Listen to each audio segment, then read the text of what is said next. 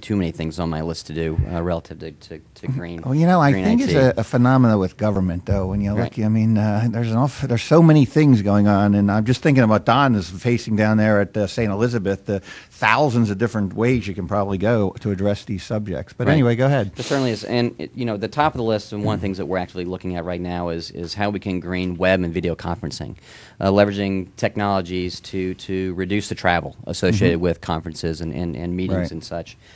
So we're in the early stages of evaluating our infrastructure, looking at what is doable, what is possible, what does the future look like for web and video conferencing. Right. Certainly, the benefits are reduced carbon emissions Sure. from associated with travel.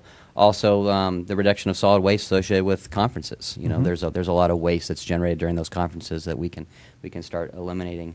Other things that we're actively pursuing is certainly optimizing the server infrastructure, and it's not just at the National Computer Center in Raleigh, but it's all around the EPA. All the computer rooms out at the regions, they're doing the same thing. They're leveraging those technologies to do virtualization, to virtualize the server infrastructure, to maximize the utilization of those machines we've got out there.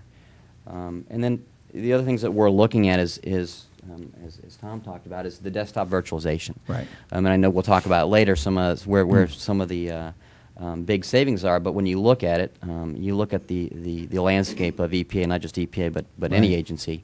There's a significant number of desktops out there, and you have to look at what is the utilization of those desktops. What are they actually doing?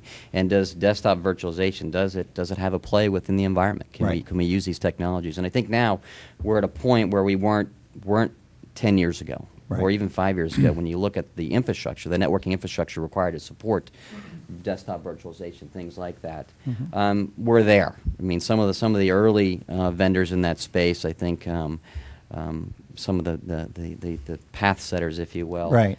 some of their Achilles heel was that network. Yeah. And I think we've passed that. I think we're ready to start looking at desktop virtualization, not just within the agency, but I think when you extend that and you start looking at some of the teleworking, the mobile worker, Right. I think there's a lot of potential right there. Yeah.